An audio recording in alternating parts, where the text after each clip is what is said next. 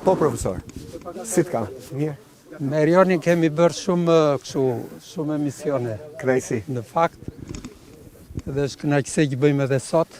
Ne kemi pas sa takime kështu në Tiranë, në kuptimin si ekspert që njihemi pak edhe të tjerë nga Tragjasi. Dhe ne gjithçka e kemi adresuar këtu në fshat.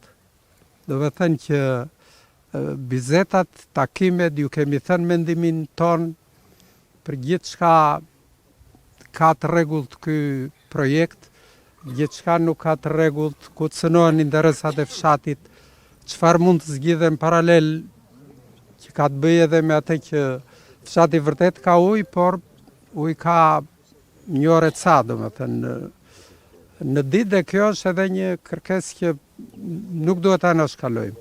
Tani po të bim te çështja e burimit.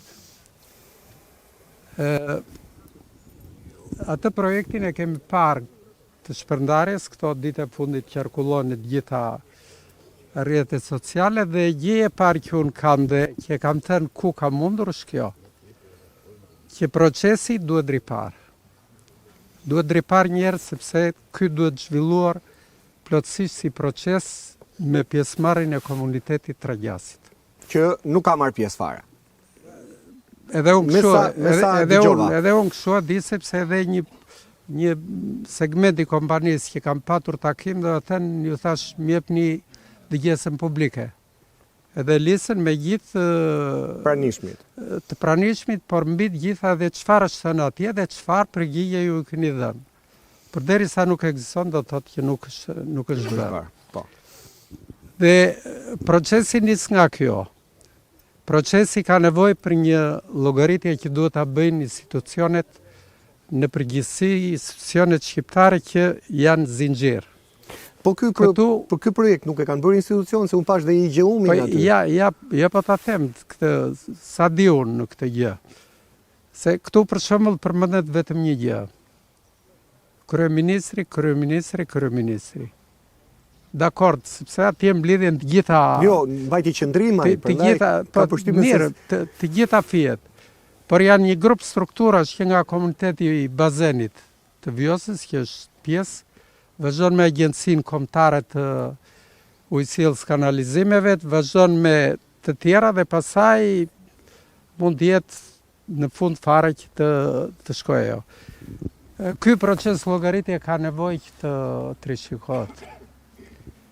Këta që e kanë bërë me siguri që është një agjenci që unë nuk mund të them... E keni emrin e agjencisë? Është private apo shtetërore? Jo, është shtetërore, është agjencia kombëtare e ujësillës kanalizimeve. Ajo ka bërë vetë studimin? Apo ja ka deleguar një të treti? Ata janë të detyruar kujt ja delegojnë. Çfarë duhet rishikuar në këtë bilanç? E para ty flitet për ujë të pishëm. Por nuk është e mjaftueshme që llogaritja të bëhet me ujë të pishëm. Ka edhe ujë tjetër që përdor, por në fshat janë dhe kopshet, që natyrisht nuk do i lënë thanë, qoftë dhe si kopshe peizazhike, jo kopshe kështu. Është bujqësia. Unë nuk e di nëse është, unë di që ka 600 hektar. 1200 hektar në ujë. 1200. Jo, Tragjasi vetëm. E mire, pas kam, se mbajt kam mëndë. Si do qoftë,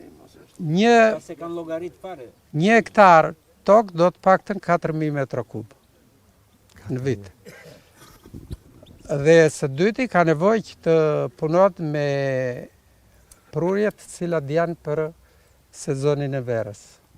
Do të thënë këto ujërat nuk është për t'i parë tani. Duhet vim në kulmin e vapës, në korrik, gusht. Duhet vim në korrik, duhet vim në gusht, një pjesë me madhe shatorit deri nga data 20, që prurje tullet, se prurjet janë ullur kudo.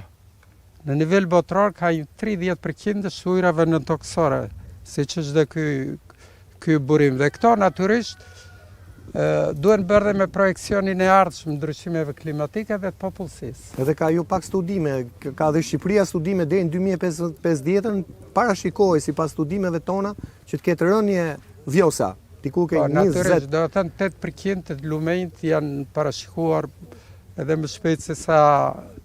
Pra dhe ka kur rënë themi gjithandej. lumenj, ka rënë. Po mi si e shpjegoni faktin që është bërë një matje dhe çuditërisht ka ardhur në rritje në muajt e pikut. A mund të bëj sens? Nuk flas dot për atë matje sepse duhet të jesh vetë. Duhet të jesh vetë aty. Kur e bën matjen ai, ja dhe një tjetër një sy. Përveç kësaj, ka mundësi, ka vende të tjera ku mund merret ujë për të ketë një transparencë në kuptimin e një takimi nivel ekspertësh dhe është e vetmja mënyrë që mund të zgjidhet. Pastaj fazat e tjera janë në dorën e banorëve, domethënë mund banorët janë drejtuar deri tani. Jo, mund të bëjnë çdo ashtu, po domethënë për të zgjidhur gjërat më shpejt sa vetë gjykata me vite është gjë tjetër, por unë them që ka mundësi të tjera. Burimi nuk duhet cënuar. Absolutisht. Nëse se cënohet burimi, tragjasi është në pikpyetje për ujërat.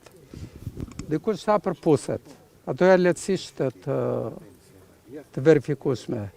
Merr pak një ros, e hedh në një pus apo në 2 puse dhe brenda nuk duhen më shumë nga 4 orë që të jetë këtu në çdo burim ngjyrimi. Që kuptohet lidhja mes pusit edhe burimit. Midis pusit dhe kësaj. Po kanë një disnivel, puset në përgjithësi lart fillojnë nga 35 deri në 70 metra. Gjithsesi një cënim natyrisht që do ta ketë, kupton. Shkalla e cënimit pasaj është kështu. Dhe veç kësaj ka edhe një gjë tjetër që gjithë kjo zonë gjatë verës shkon rreth 30.000 banor. Pikërisht në kohën e pikut. Qytet. 30.000. Do të thënë janë baza Shorikumi, Radhima, edhe tragjasi mund ta ketë në vazhdimsi këtë mundësi.